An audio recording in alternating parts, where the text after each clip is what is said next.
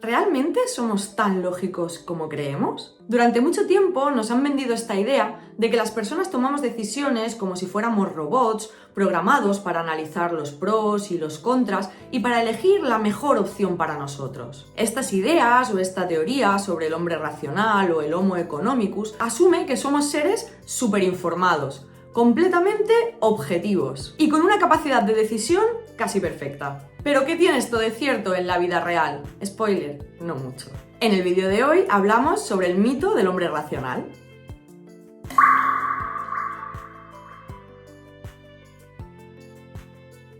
Esto de que los seres humanos somos pura razón viene de lejos. Ya en la antigua Grecia, filósofos como Sócrates, Platón o Aristóteles hablaban de que la razón es lo que nos hace únicos a los seres humanos. Platón, por ejemplo, proponía que dentro de nuestra alma hay tres partes diferenciadas. La racional, es decir, la que piensa, la emocional, que es la que se deja llevar, y la apetitiva, que es la que busca la fiesta, la comida y el placer.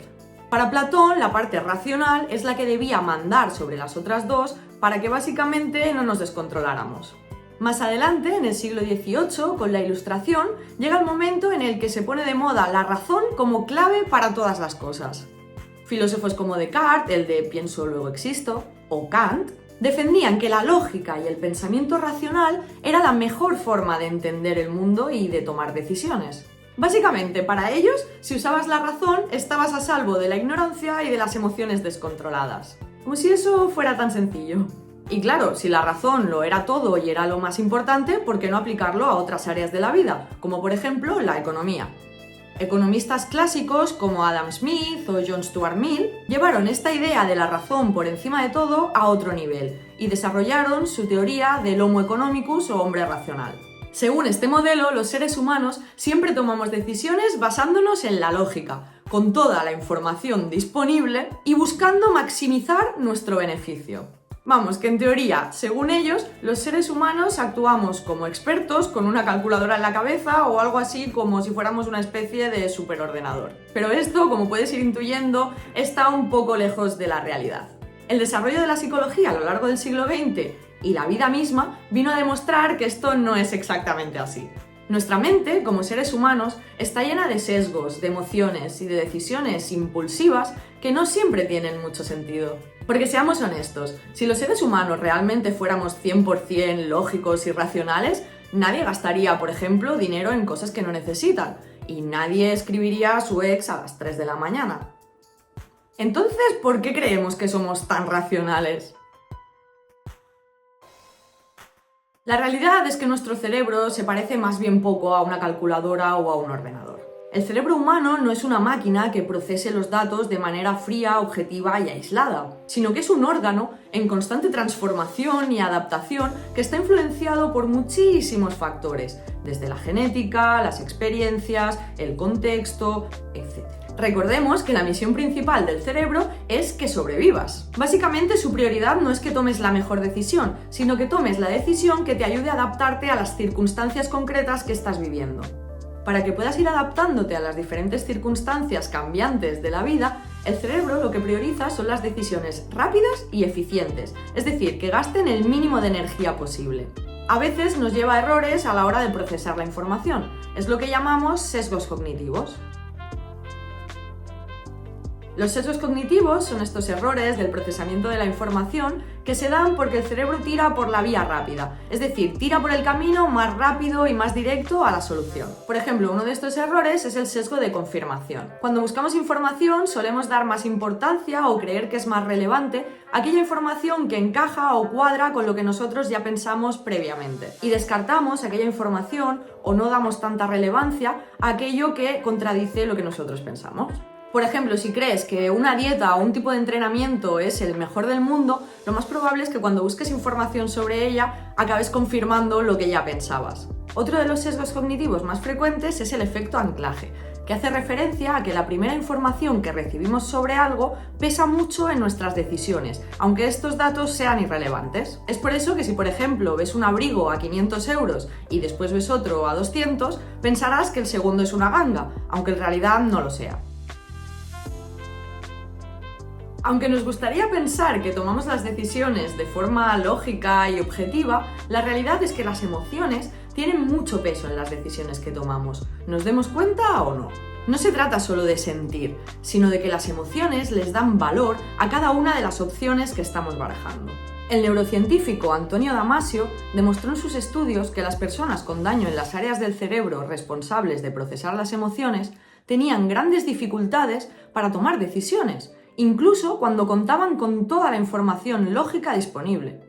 Es decir, estas personas podían analizar los datos, entender las consecuencias, hacer listas de pros y contras, pero a la hora de la verdad no podían elegir y se quedaban anclados en un bucle de indecisión. Esto nos muestra que las emociones, lejos de ser un obstáculo, son una especie de brújula o de guía interior que nos ayuda a priorizar, a filtrar lo que es importante y finalmente a tomar una decisión. Sin las emociones, este proceso se vuelve frío y poco práctico y probablemente interminable. Otro de los motivos por los que los seres humanos no somos realmente tan racionales como pensamos es porque tomamos decisiones en base al contexto y no únicamente a la lógica.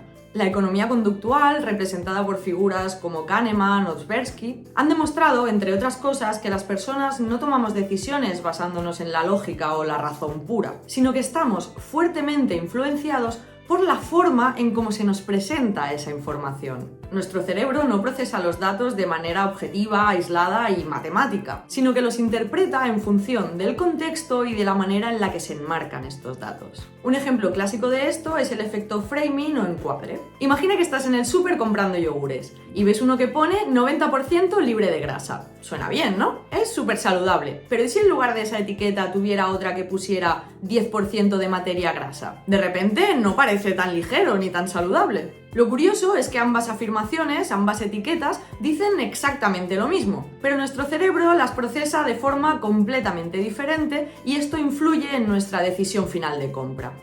Este tipo de sesgos no solo afectan a lo que compramos, sino también a todos los ámbitos de la vida, a la salud, a la educación, a las finanzas o a la política.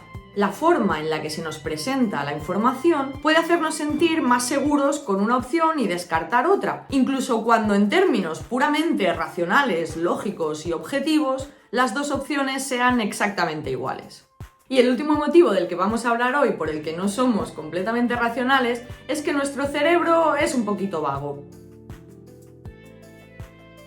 Pensar consume energía, a veces mucho más de lo que nos imaginamos. Y nuestro cerebro es un órgano súper eficiente y está diseñado para optimizar los recursos disponibles.